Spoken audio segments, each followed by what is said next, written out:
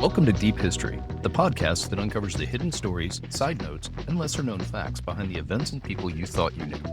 I'm Lee, and together with my partner Bob, I'll dig into the overlooked corners of history and bring the past to life in a whole new way. So grab your shovel. It's time to dig deep. Here we go. Good morning, Lee. Hello, Bob. How are you this morning? I'm not half bad. So let's regroup and let's talk about where we are with the podcast. I am impressed. We have made it all the way to this, our second episode. And it just shows our level of confidence. Mhm. I did not think we'd make it this far, but we have, so I'm excited. So this is episode 2, right? It is. All right. We got to go slow and simple for me. So, but I'm excited about this one. And let me start by saying we're in a really cool spot. It's called the Rodeo Bar not in the basement, on the corner of the Adolphus Hotel. Is that the way you would describe it? Well, and even more specifically, we are in the back room, which does have a very basement-esque feel to it, at the Rodeo Bar at the Adolphus Hotel. So there's multiple layers. It's Inception with locations. Right. Is kind of where we are here. And we're fairly early. We're here at about 11 a.m. And it's not like it's crowded. In fact, we're the only 2 people here in the basement. But this or is the rodeo bar. Sorry. This is a cool space. It is. It really is a great spot. I'll make sure that I include some pictures of where we are for any of you that care to see it. But you should definitely come check it out. It's really cool. So we're going to get into describing today's episode and what we're going to attempt to accomplish.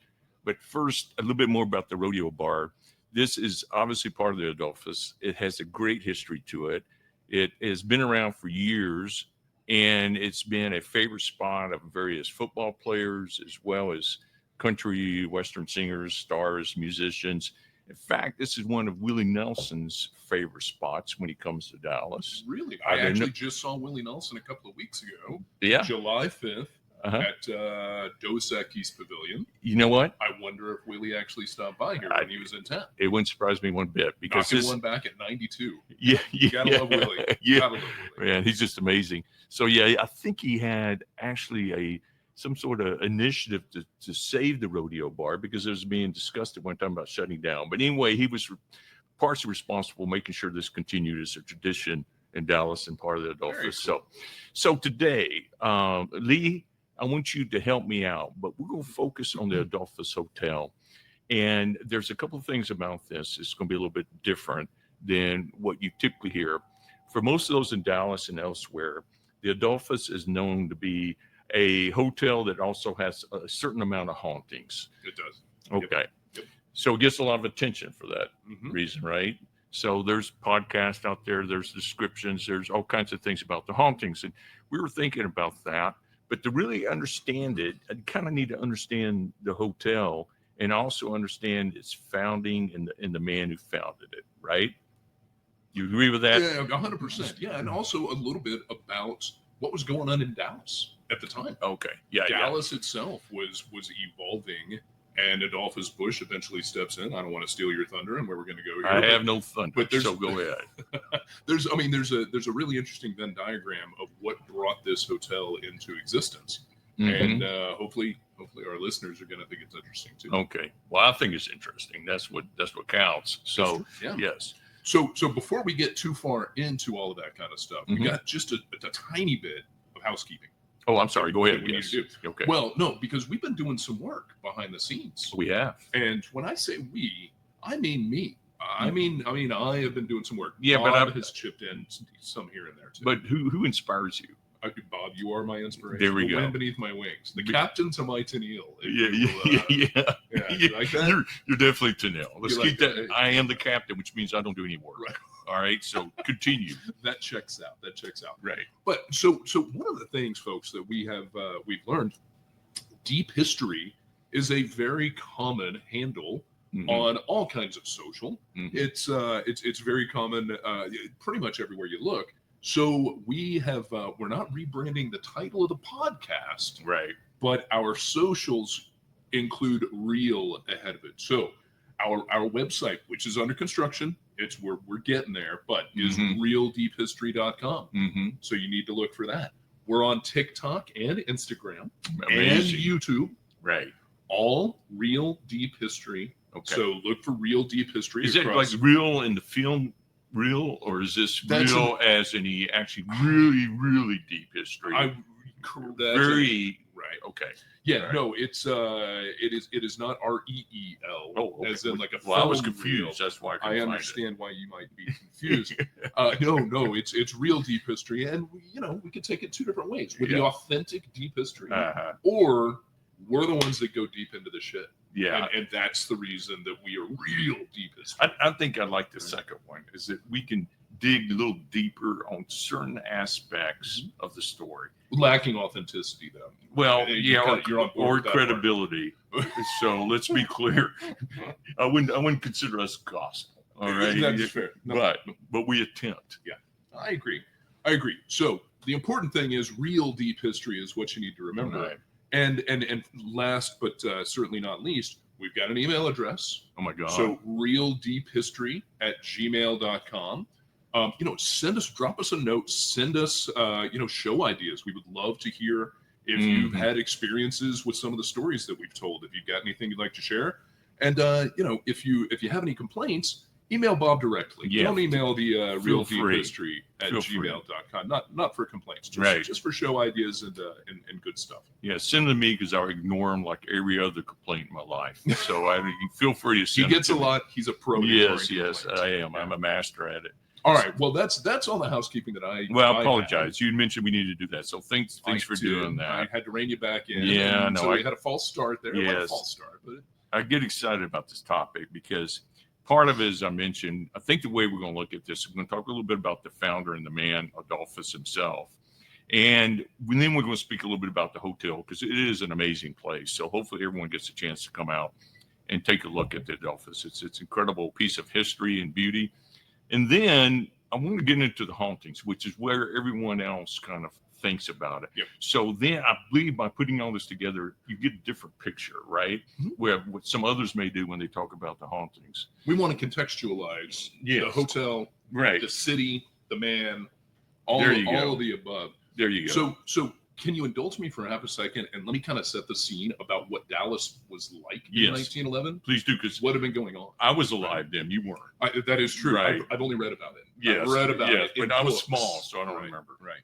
No, so I came across some really interesting bullets. I'll keep them super short so we can get to the good stuff here. But so electric streetlights were brand new to Dallas back in 1911. Really? Yeah. So Elm Street, which is just right around the corner from where we're sitting right now, was known as the Great White Way, which everything that has been lit up in the history of time has been known as the Great White Way at one point or another. Right. But here in Dallas, Elm Street was known as the Great White Way. And that attracted a lot of publicity, and it helped to boost business activity in the area. Was the connotation there racist, or was it meaning it was intended to be something different? Just the lights, just everything. I'm assuming white lights. They weren't too terribly far down the road of getting tricky with their lighting yet. They were like, white works, it illuminates. Right. I don't think they were going for a mood, for a feel, or anything. Okay. Like that. So that's and I do feel as though let's move on. So we'll raise that another topic for another podcast. Yes, right. That was a little another touchy. Podcast because there is some unpleasantness around where you're going there, but we're not going to do that one today. Okay. So Dallas also was just coming off a devastating flood. So the Trinity River, which runs just a little bit to the west of where we're sitting right now, flooded, had a massive flood. It crested at over 52 feet. Oh my God. In 1908. So this was pre-levees, right? Or they didn't have much. There was no flood control in place at the time. And George Kessler, who is the namesake of Oak Cliffs, our last podcast we did from Oak Cliff. Mm-hmm. Oak Cliff has a neighborhood called Kessler Park. George Kessler is the namesake of that. He actually put forth a municipal plan that allowed for flood control on the back end of that 1908 flood. Okay. So in 1908, Dallas is looking for something. They're looking for a win. Yeah, exactly. They're wanting to rally. I'm thinking, I go back to Katrina and how much it meant to New Orleans when the New Orleans Saints won the Super Bowl shortly after that. Right. The leaders of Dallas were trying to find a way. Right. They needed something. They needed something. Right. So, the Adolphus kind of comes out of that mindset as the city leaders are really trying to think about how they can rejuvenate the city. Very interesting, because I think you will see in a minute that it was almost a perfect match. Timing is everything, as we all know, right? And the timing seemed to work in this case, but it did. Well, and they're my last two bullets are also really interesting. So in 1911, the city of Dallas was selected as the site of the 11th regional branch of the Federal Reserve Bank. Right. Which secured this as the financial hub of the Southwest. Right. So that's another big, we'll call it a feather in the cap. A win, right? Yeah, big win. So the tide was changing for Dallas. So we're starting to get a lot of traction, and big things are happening. Okay. So to me, that's really interesting, because there was someone recognized, I think, a little bit of what you just described. You had the devastation from the flood and those kinds of things, but you also had something going on in Dallas, which was a lot of energy. And for them to win the Fed, and for them to establish the levees, there's investment going on. There's a lot of good energy.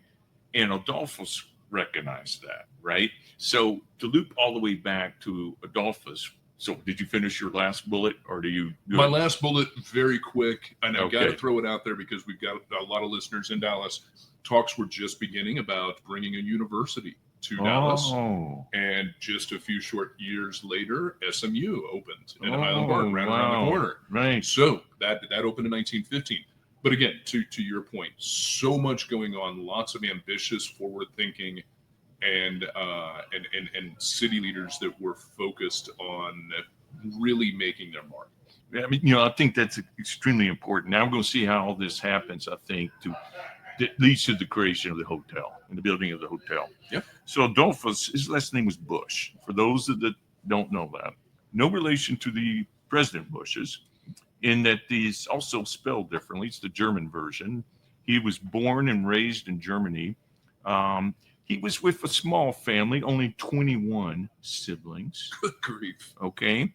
So, and he was the youngest. A career mother. Oh my God. Can you imagine? How's that even happen? 21. How's that happen? Quite literally 9 months, 21 times.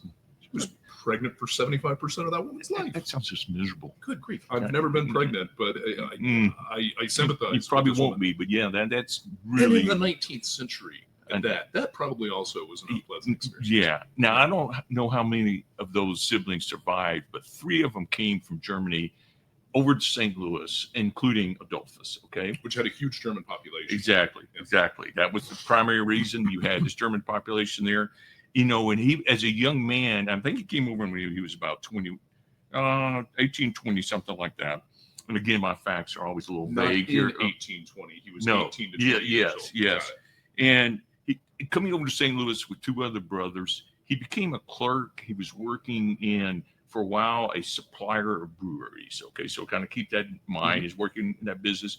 He actually served time as a corporal in the Union Army during the Civil War. He saw action. Okay, he came back from that. Do I want to ask what side he served on? The Union side. He was on the Union side. All right. In Missouri, you never know, because that was a very divided state. That's right. So he did that. He came back and he continued to work, and he was introduced to one of his customers. It was Anheuser. All right.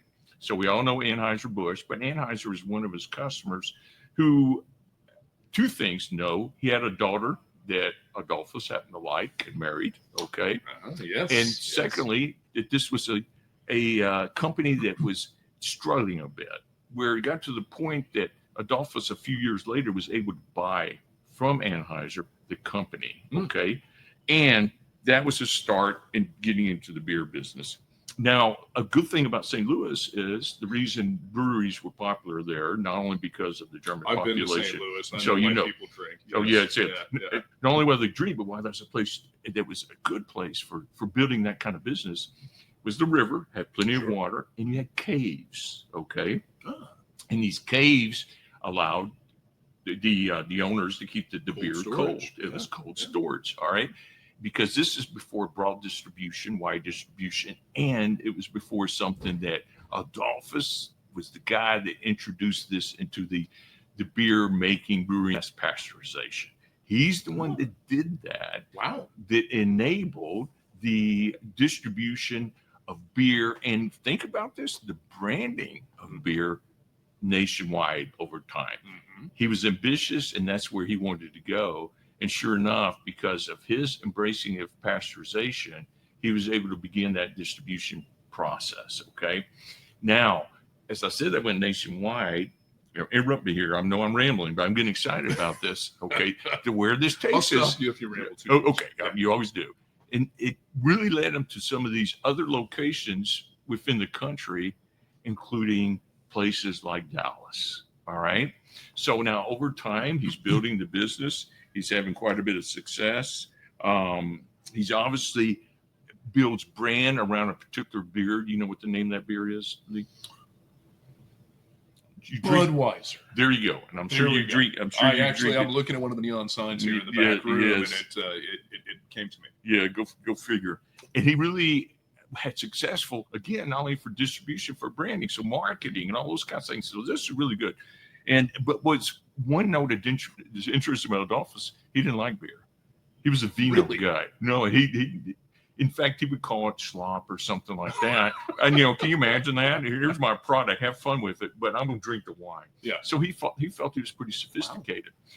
And he had a certain level of sophistication around architecture and other areas that he was interested in that led him to really embrace Dallas, because he saw Dallas as being the forefront of this kind of new energy that was happening. So I think that's fantastic. And I honestly had no idea about the fact that he didn't like beer. Okay. And so this leads us into, Adolphus recognizing that Dallas was one of these booming places. All right. And it was everything you talked about before, all the excitement that was coming from the founders of Dallas, or at least the primary leaders of Dallas. And that led us into what he wanted to do. And he said, I want to build a hotel that represents kind of who I am as a person, right?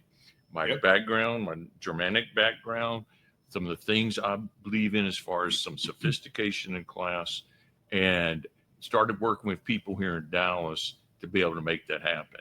So how does that then happen from there, Lee? Yeah, so there's a little bit of an interesting story. So Adolphus had been involved in hotels beforehand. He had, at the time that he began construction on the Adolphus, he had at least 3 hotels that I know about outside of the city of Dallas. 2 were in St. Louis, which would make sense. Right. He had 1 out in Pasadena, and they all catered to the wealthy. Right. They were luxury hotels? Exactly. Yeah, okay. They were luxury hotels.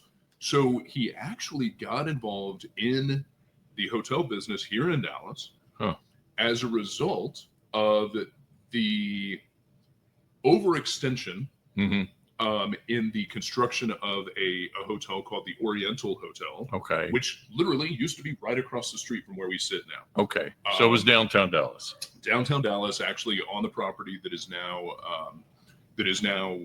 AT&T's headquarters, is where the Oriental Hotel was. Okay. All right. So a guy by the name of Thomas Field began construction on this in 1893.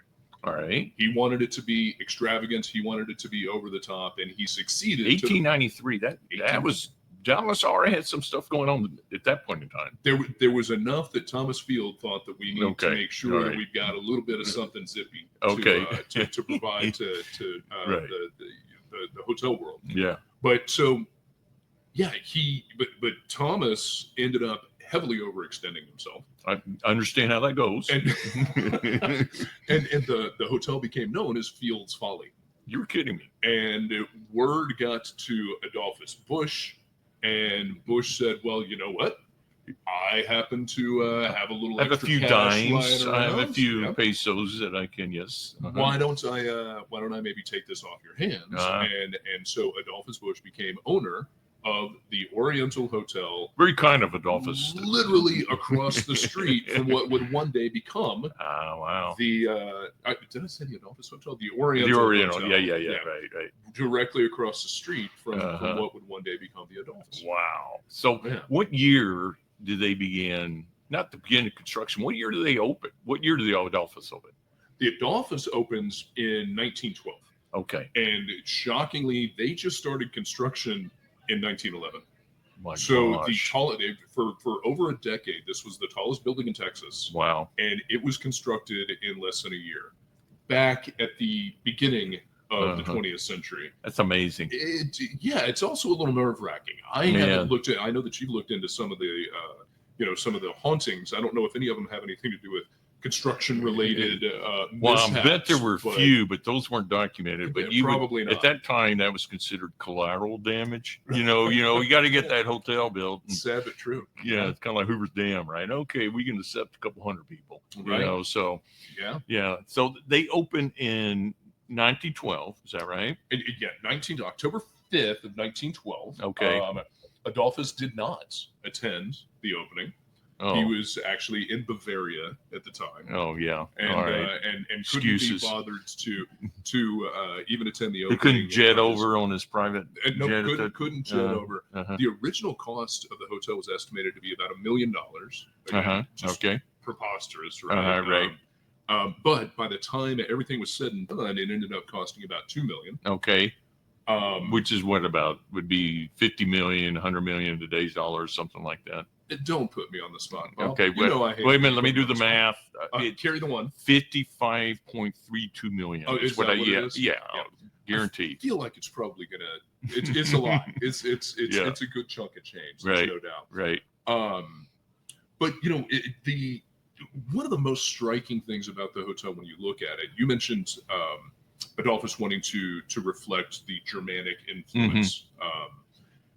This hotel, when you see it, it's incredibly impressive. Let me ask you, when I look up the front of this hotel, on the facade or the face of the hotel, I think I'm seeing gargoyles. You are? Okay. I just want to make that. I'll make sure that's what I saw, and I wasn't having a nightmare about this or something. Okay. Those things creep me out, by the way. And why they were considered something to do that were popular. Anyway, that's I get the different willies. Podcast topic. There is a definitive reason they warded off spirits and protectors of the hotel, all that kind of stuff. But so you're seeing gargoyles, you're seeing centurions, you see faces, you are seeing there are wreaths of barley. Believe it or not, really, that are so it's barley because of the beer. Because of the beer time, right? All right, yeah. So it literally looks like a fever dream of somebody who had gone around the world in 30 days and said, "I like this and I like that." And that's why I think it's important for you to know something about Adolphus to understand this hotel and the essence of it. But it works. It truly works. It's a striking building when you look at it. It is inside and out. Yeah, and again, it was the tallest building in Texas. It doubled the height of the previous building that held that, which was the Wilson Building. And this building comes in at 20 stories. There is a beer bottle shaped turrets. Oh wow! How many hotels have turrets? I know a few castles, right? So there was some of that. Yeah. But so there are all sorts of interesting little inside, tips. So let me ask you about let me ask you about the interior. All right. So you walk through the hotel and you see a number of, I'll call them artifacts. And for instance, there's a piano. I mean, we can start with that. I want to hold on the piano. Okay. All right. I'm sorry. There's a hell of a story behind the piano. Okay. Can we talk about the chandelier first? Oh, of course, man. Sure. The chandelier. So when you come into the lobby of the Adolphus, the check-in desk is directly in front of you. But if you take a short escalator, it's up a half story or so. Overhead, there is this fantastic large gold chandelier. Would you be surprised if I told you I didn't even notice that? I know you well enough to not be surprised by that in the least. Chandelier. If it had fallen on your head, I'm not entirely sure you would have noticed. All right. But so that chandelier in and of itself has a really fascinating story. It actually hung at the Anheuser-Busch exhibit at the 1904 World's Fair. Oh, wow. Which shockingly was in St. Louis. Yeah. As you can imagine. Yeah. So they went all out and they had two massive chandeliers. After that, those chandeliers went to, as they would, the Clydesdale stables. Everybody knows the famous from the Budweiser. The Clydesdales, right? Right. So they hung in the stables for. They had these chandeliers in the stables. 2 chandeliers in the stables. By the so way, these horses probably felt like they were just immaculate. If you've ever seen these stables, I mean, they're absolutely incredible. I would gladly live in these stables myself. You may. One day I might. Yeah. But no, they're absolutely amazing. So it doesn't surprise me a lot that these were there. Wow. But when Adolphus opened this hotel, he said, you know what? 2 chandeliers is too much for the Clydesdales. Right. I'm going to take one of these chandeliers and I'm going to put it in Dallas, Texas, at my Adolphus Hotel. But to me, that shows his commitment to Dallas. When you agree, I mean, I like it. Look at what he's building here. The amount of money he spent. You know, some of these artifacts are just not only expensive, but important to his story. All right. Yeah. And he was willing to move this into his Dallas hotel. I mean, that's to me an example with pride of his commitment with that to Dallas. Absolutely. Right? And I've got some pictures. I'm going to have to work on the quality of the pictures, but I've got a couple that I'll throw up, on the website of this chandelier, because of course it's got, when you think Anheuser-Busch, you think the eagles. Yeah. And the chandelier surrounded by the eagles. Now that's very cool. So now we're ready for the piano, because I'm excited about the piano.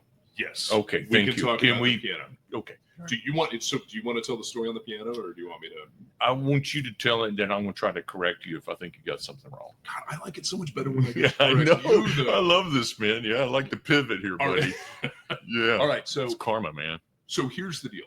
Outside the French Room, which is a very high-end restaurant here at the Adolphus, is the French Room Salon. By the way, I haven't been there.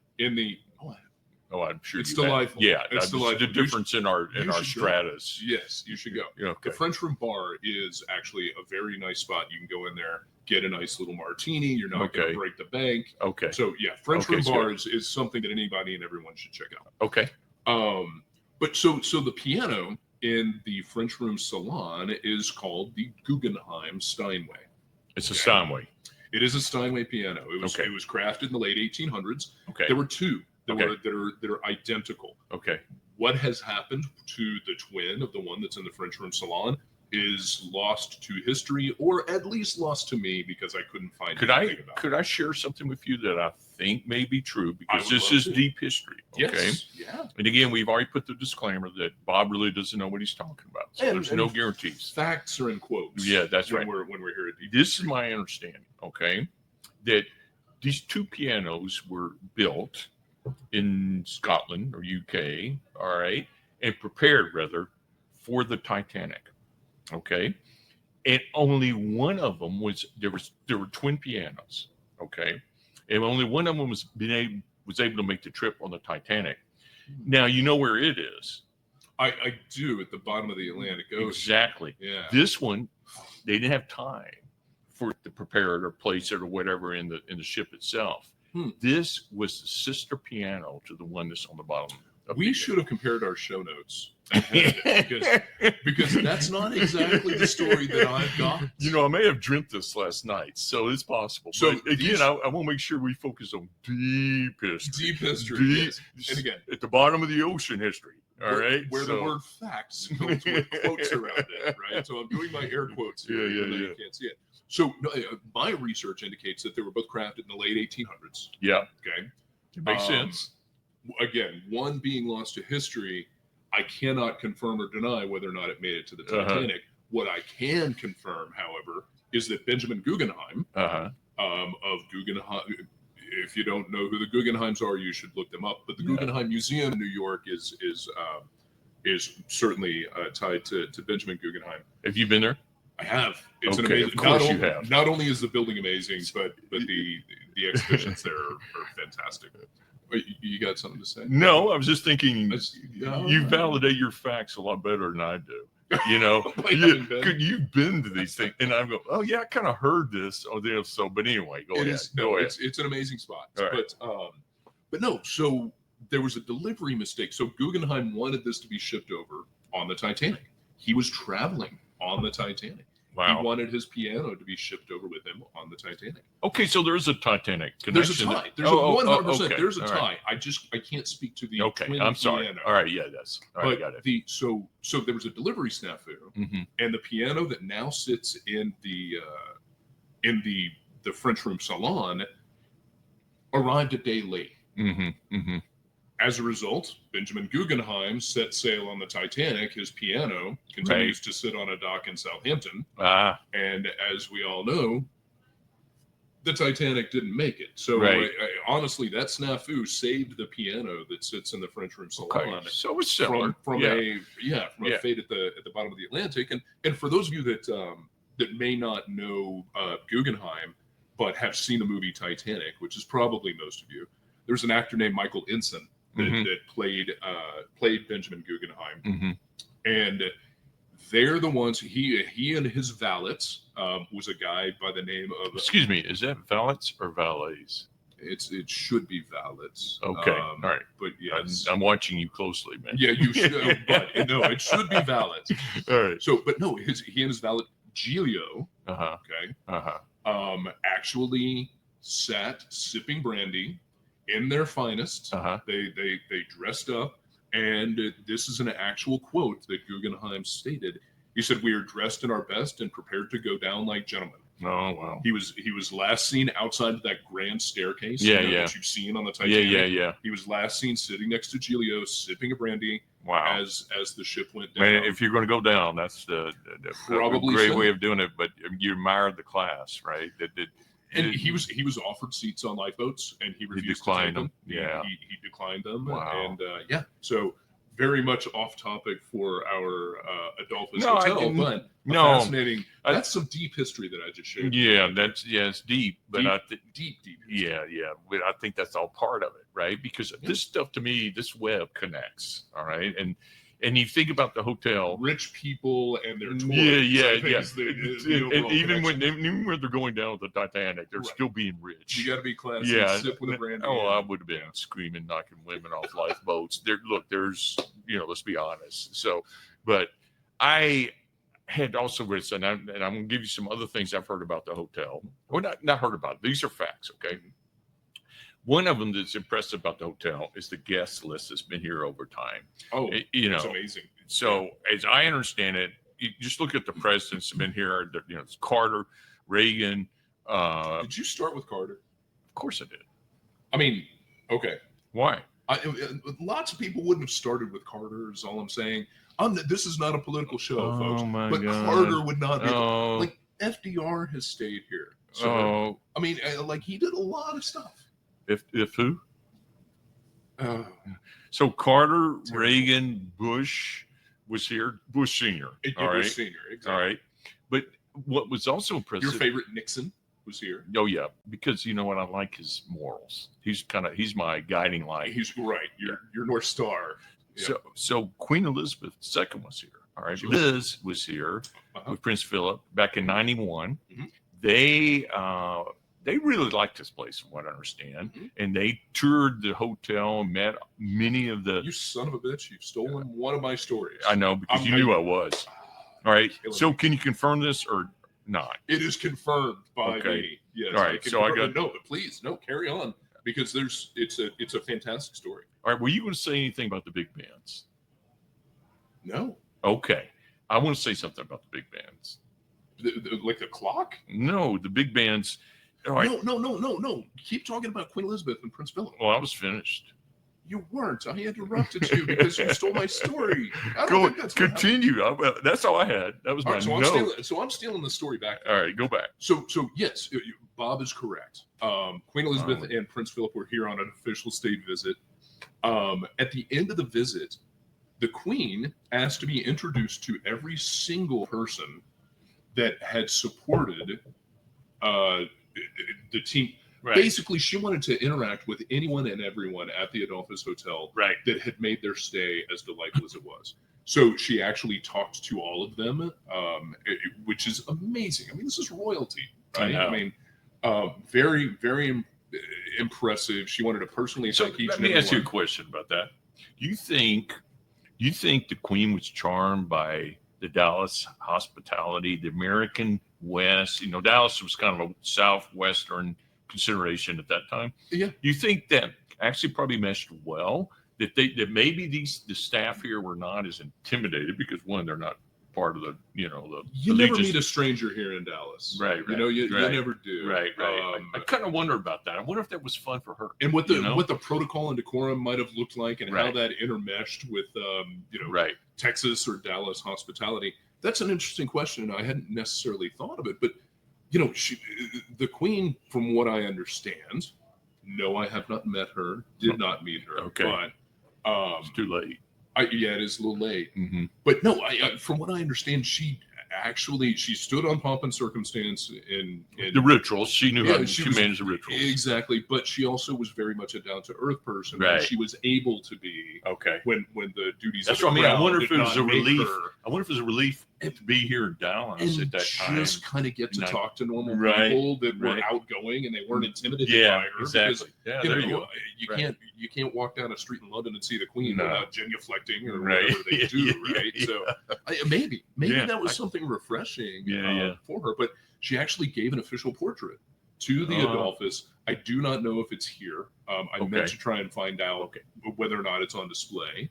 Yeah. But I believe, I can't imagine that it would not be on display. Right. But I can't confirm that. Do you happen to know anything about that? Well, it's kind of with my other facts. I did read that it is on display, so we'll have to find that later. So yeah.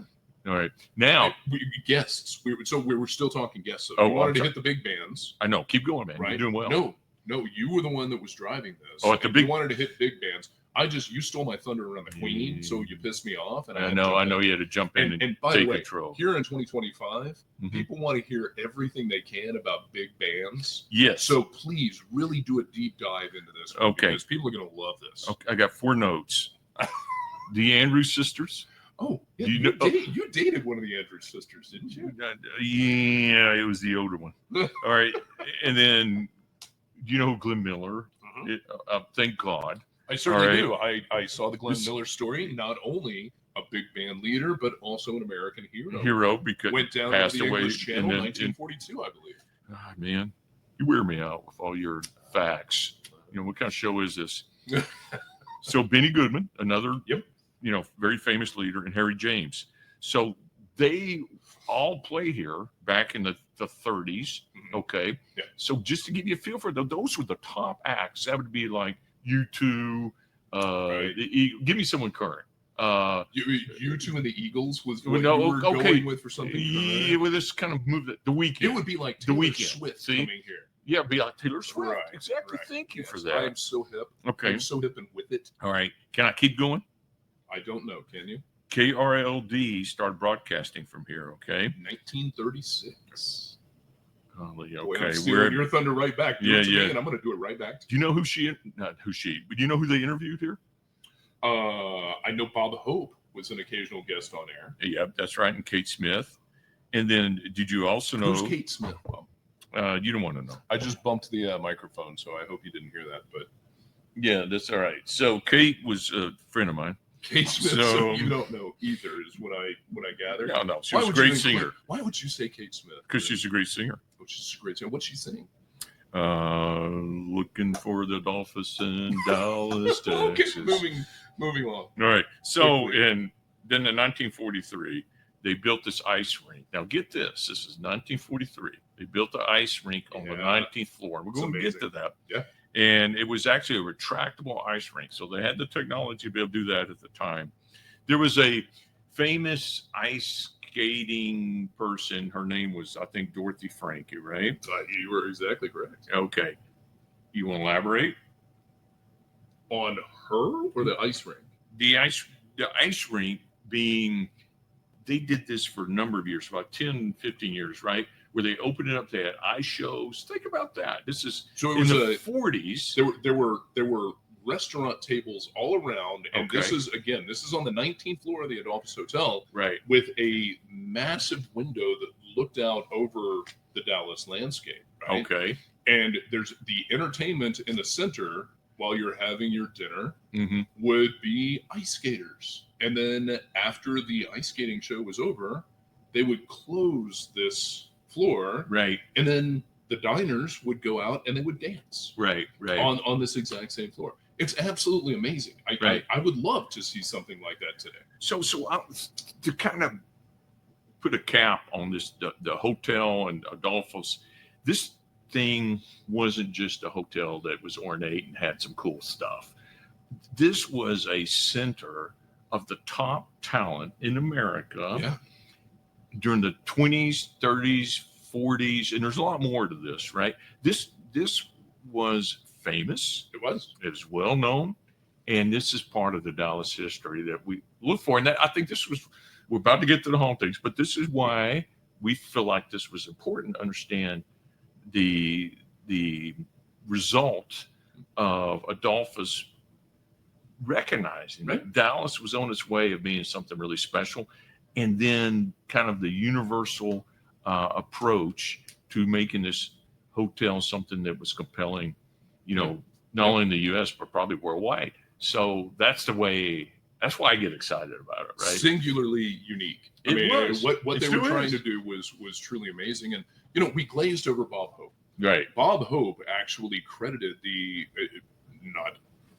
not only, but he credited his time at the Adolphus as part of what launched his career, because he was here, back in the KRLD early years, right, launching in the 1930s, right. And Bob Hope was here often. Yeah. It was not just once or twice.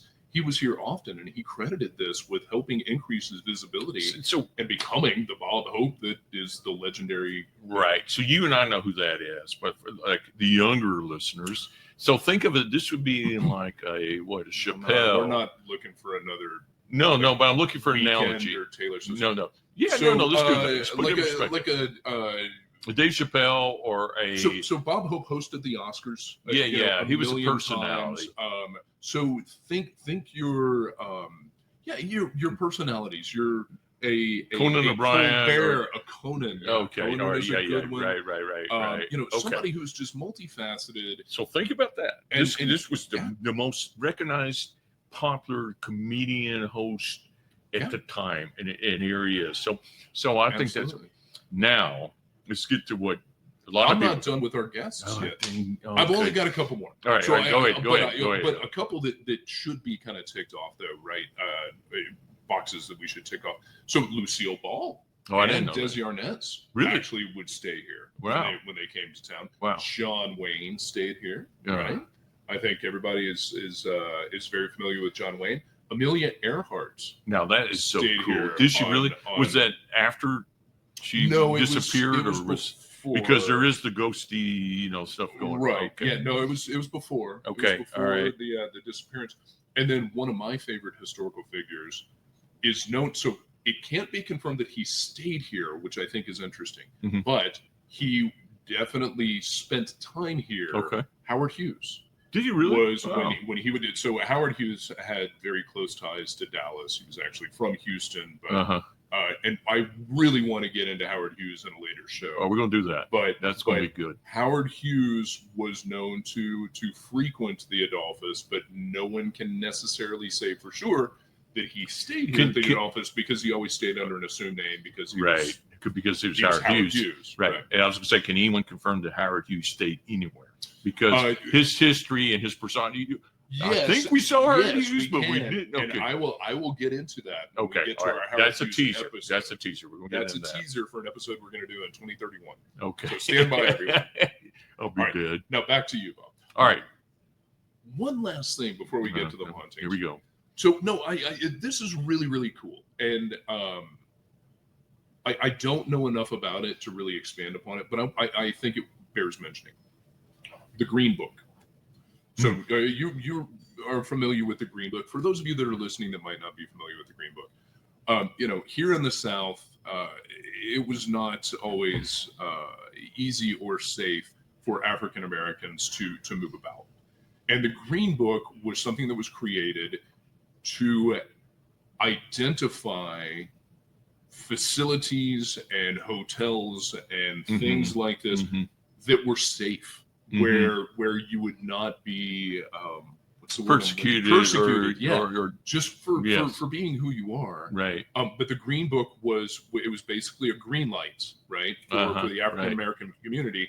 These are places where you can go to move around in the South and be safe in doing so. And in 1936, that was the first time the Adolphus Hotel actually appeared in the Green Book. First time they appeared in the Green Book. So let me.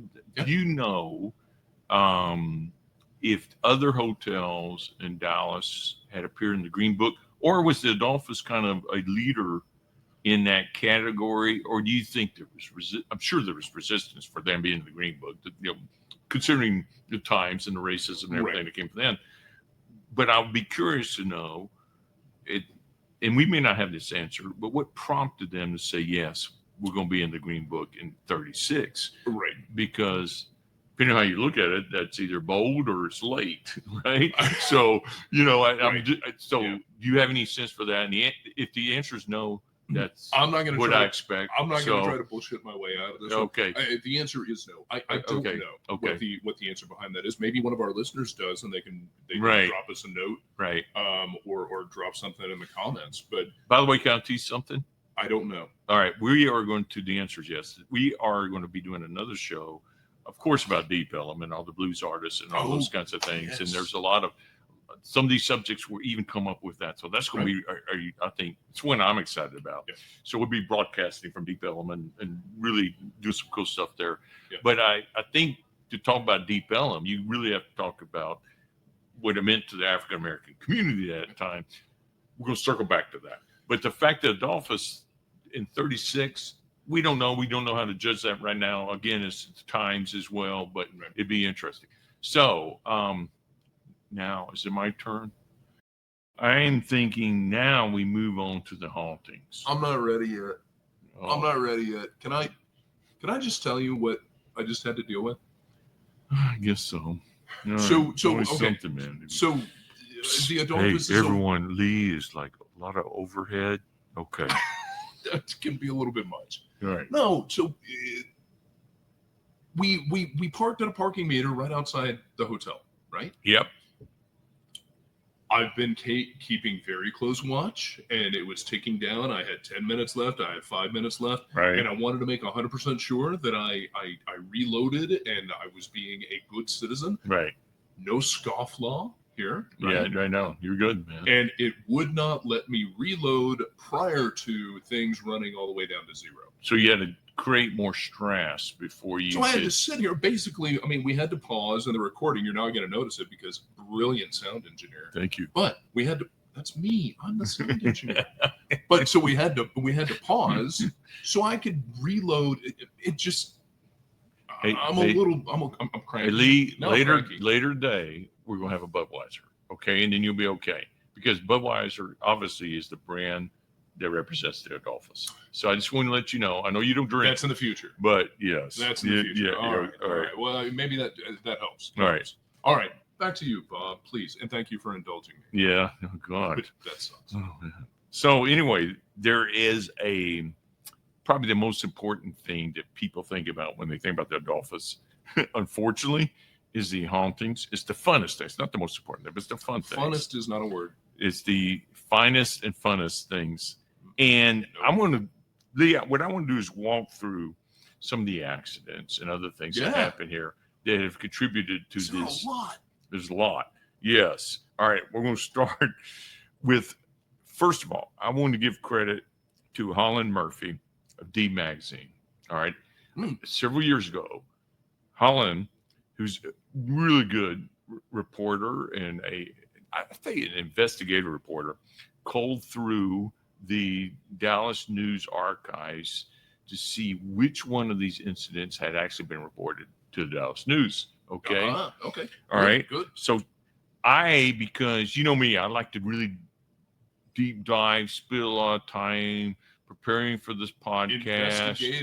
Investigative. I thought, why should I repeat all that good work? Okay. When it's been done by pros. Exactly. Yeah. So I decided to go out to that site and that article, and it was really good. So anyone that has a chance, go check that out because it's really good in the D Magazine. Folks, Deep History, we do the research so you don't have to. So, folks, we steal the research, so you don't have to steal the A better way research. of putting it. Yes, Yeah, we're even plagiarizers. So, yeah. So, let me just start with this. Again, Lee, when did the hotel open? Can you remember that? I do. It was October 5th, 1912. You know what happened in 1912?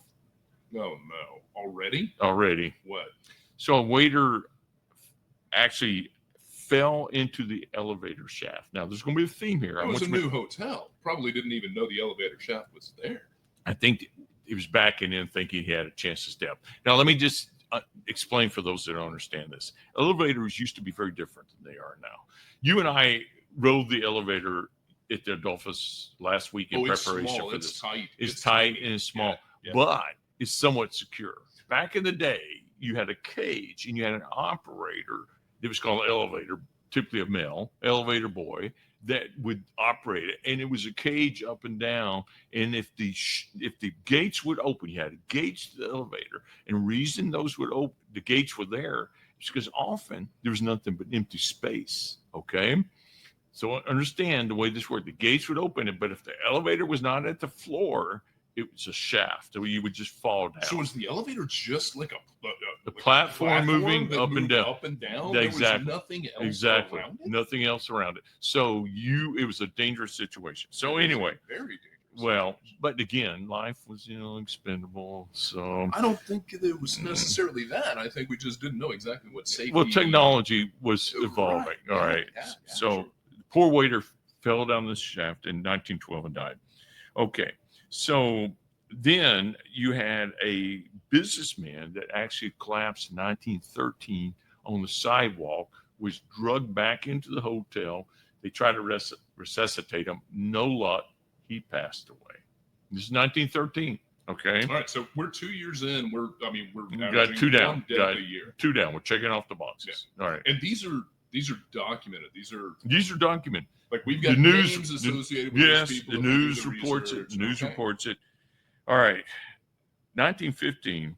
Good grief. This one's bizarre. Some of these are really bizarre. Apparently, another businessman was here, and he accidentally poisoned himself to the point he went. I don't mean to laugh out loud. Lee, I don't think that's funny. No, Oh, accidentally okay. poisoned himself. Yes, and he wrote a note to his family, said, "I took the wrong bottle or something like that, lay down and died." Okay, documented. I need more info on that. What else do you have? That's it. So 1917. Okay. You had another elevator It's a boy lightning that round. fell down the elevator shaft. What the hell is the matter with these elevator shafts? Just keep going. This is incredible. All right. And then in 1920, this reminds me more of Dallas today. Apparently, you had a chauffeur gun battle. All right, between two chauffeurs. There was a chauffeur strike. Was it a road rage incident? No, I think these two knew each other and they were angry because one, you had the strike that went in 1920 about chauffeurs who were on strike or something like that. And there was a gun battle. One was killed. And this is in front of the Adolphus. Okay. So we're 9 years in and we've got 4 or 5 deaths. But here's, already? I've got a question for you, and you're not going to be able to answer this. All right. Well, But you haven't answered anything so far. So I think deaths were fairly common, okay? And I'm not so sure this is that unusual. That's kind of what's in my mind. I don't know if this was that unusual for the time, okay? So let's keep going, though. Was there really a question in there? No, it was a statement. Okay. So 1924, this poor cook, all right?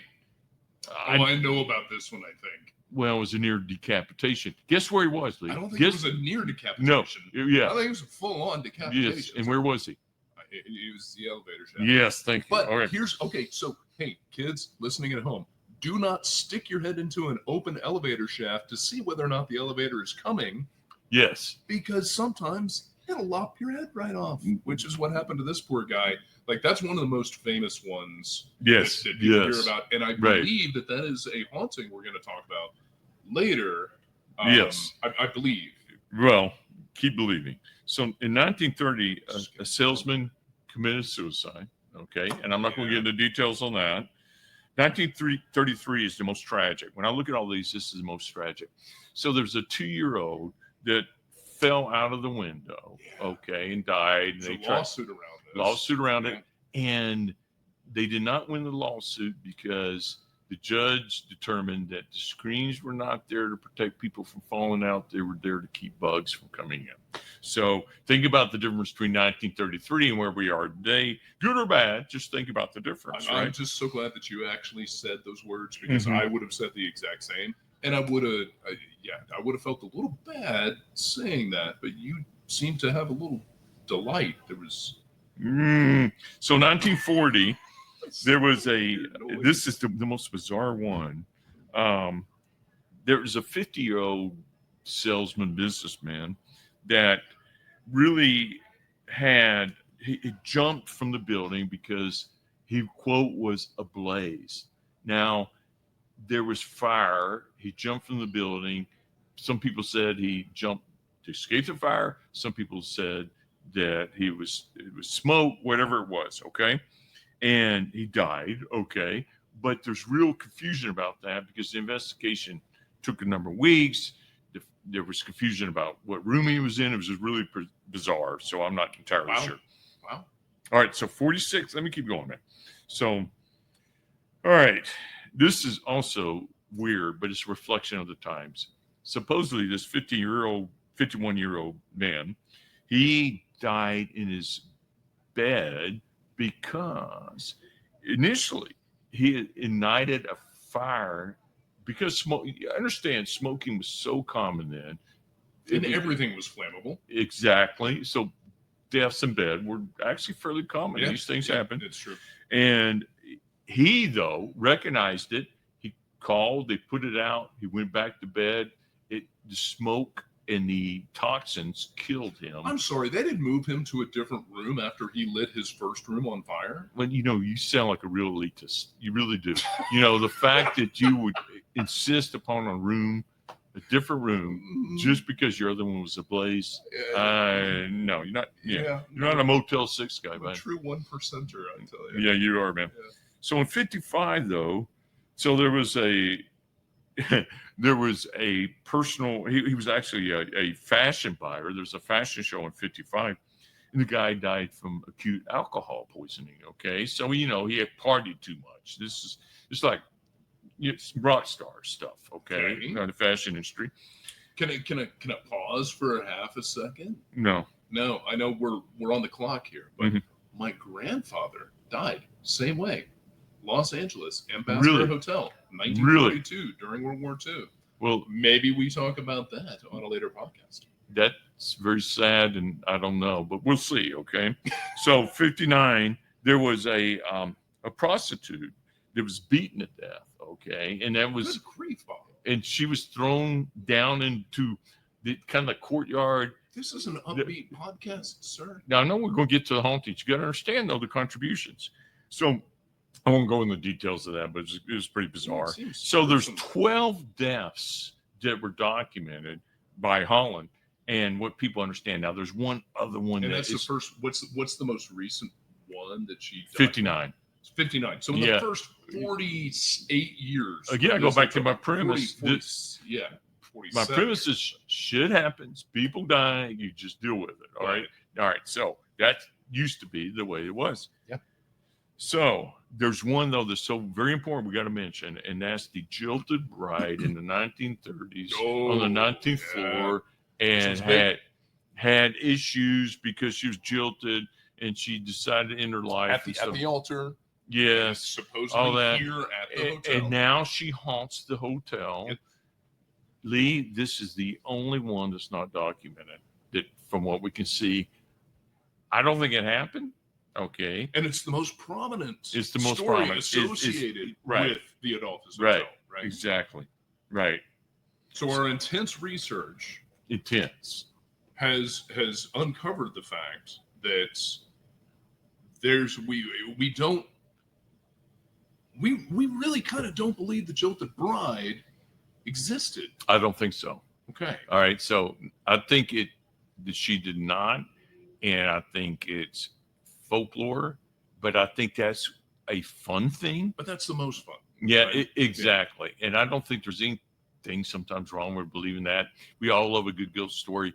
There's been a number of observations, let's call it that, within the hotel that speak to the hauntings because of all these people and everything else, and the noise and the presentation of this bride in the hallway, and some sort of Well, you can hear her crying. Sometimes Yeah, I've heard that she was either murdered by the groom Right. or she committed suicide. right, Any right, number of things. right, But right. yeah, it's an interesting story. In all those hauntings, okay, there's 12 of them, not hauntings, but 12 accidents. Let's call them accidents. And some were intentional. Those are obviously all very tragic, but the most common one that is most recognized by most people is that situation with the jilted bride. And everything, Lee, everything points to that this was not true, okay? But we all love that one. So we embrace that one. It feels good. It's a story that we can all attach to. The other ones are accidents or just anger, right? But this one is more romantic, and I think that probably is compelling for a lot of people. So for me, that's really the message of this. It's fun to talk about the hauntings, but that one probably is not real. So when I look at deep history, that is kind of thing that impresses me, right? Yeah. So I would let me pivot back to you. So what is it that we kind of want to think about here and recap on the whole story? So yeah, and one of the most let me just kind of encapsulate a final thought. Dallas has been a city that has always torn down its past in order to pave the way for its future. Right. I don't think that that's the way a city should go. Right. Okay. I mean, when you look at Dallas today, it's steel. It's so glass. That's a criticism. I'm not going to call it a criticism. It's just something that when I go to, you want the heritage of the city. I do. I want to be able to see it and feel it. Dallas is a very steel and glass city when you go downtown. Right. There's no. I see what you're saying. There's more to it. Yeah. And there's not a lot of remnants of the history. So let me tell a story. We mentioned earlier in the show, Adolphus Busch's involvement at the Oriental Hotel, which was right across the street from where we sit today. When Adolphus agreed to build a new hotel in Dallas, he had one demand, and it was that it was going to be across the street from the Oriental Hotel. Yeah. The only catch there was Dallas City Hall actually stood directly across from the Oriental Hotel. So what Adolphus basically was saying was tear down Dallas City Hall. I don't care what you do. So he had that much power? It was money. It was an ambition that the entire city had. Okay. He was bringing investment. Okay. You're right. Back to what we talked about before. I don't know exactly what the entire context was. Okay. But yeah, he essentially said, I want that piece of dirt. And they said, well, that's actually City Hall. It's not a piece of dirt. And he said, well, I want it anyway. Right. So they tore down what was then Dallas City Hall. Right. And they built the Adolphus. So we are currently sitting on what once was Dallas City Hall property. Right. And, there's a great Dallas architecture critic named Mark Lamster. And he said it brilliantly. This really defined a tradition that would come to define Dallas. And that's that we will demolish the old to pave way for the new. Wow. And it's something that I have always, I've been in this city for my entire life. 50 years, more than half a century. Right. And I've always been troubled by the fact that I always see new and shiny.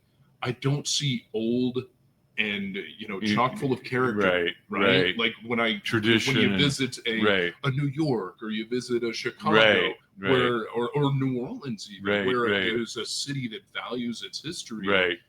Dallas seems to move on so very quickly, and I really feel it's almost like this Dallas is it's a case study in them doing that, dating back to 1911. They tore down City Hall to build a hotel. I've got a profound question for you. I'm in. Okay, so is one of the reasons why we're doing this podcast because of the way you feel about that, and the idea that there's more to Dallas than the glass and the shiny.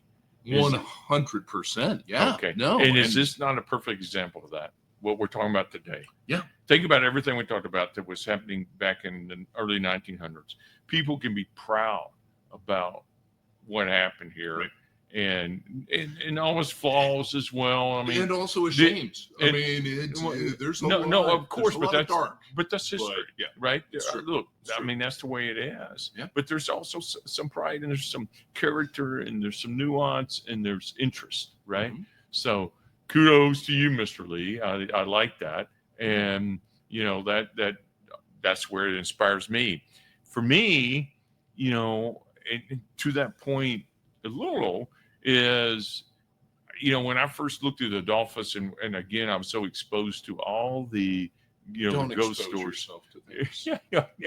Just don't.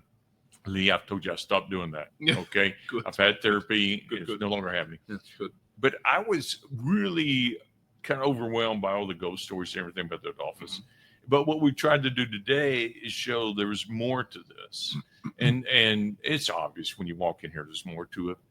But there was more history from both the man and the times and the complexity of those times and the ability to build something that was cutting edge, that was a star. I mean, absolute star within the States. and it was understood by so many people that Dallas was on not only the horizon, it was now and it was happening. And these guys made it happen.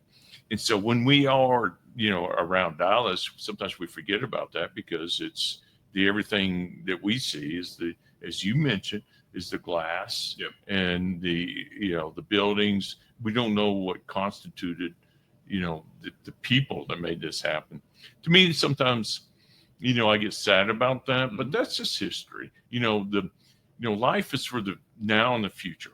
And I get that, but it's important to understand the history. So that to me is the way to, kind of recap this is the Adolphus and everything about Dallas is more than just the I don't know, the fun stuff of the ghost stories. It's the man, Adolphus Busch. It's a product of the times in Dallas. It's, it's so much more than just a bunch of ghost stories. Right. Yeah. All right, so let's wrap this up. We're at the Rodeo Bar. Everyone needs to come check this thing out. It is very cool. We're down in the basement. Ask for that when you get to the bar. It's great. So, Lee, help me out. Yeah, no, and so I'm going to put a little teaser out for our next show, which is already planned. We've got something really cool coming up. I'm not going to, I don't want to over tease too much. I will. I'm gonna say Longhorn Ballroom, 1978. Something wild and crazy happened, and we're gonna be talking about it when we get together next time. So I really hope you join us then. Bob, are you gonna be there? Is the Longhorn Ballroom for the podcast? I don't care if you're there for that. Are you gonna join me for the podcast? Well, what would it be without me? That's your real question. God. Would anybody like to explore what this podcast is like without Bob? Goodbye. I would be open to that. Mention it to us in the Goodbye. Okay, all right. See ya. Goodbye. Thank you. Thanks for digging into history with us today. If you enjoyed the episode, help us uncover more ears. Rate and review Deep History wherever you listen to podcasts. It helps more than you know. And if you've got a weird fact, buried story, or historical rabbit hole you think we should explore, drop us a line at realdeephistory@gmail.com. We'd love to hear from you. Until next time, keep digging.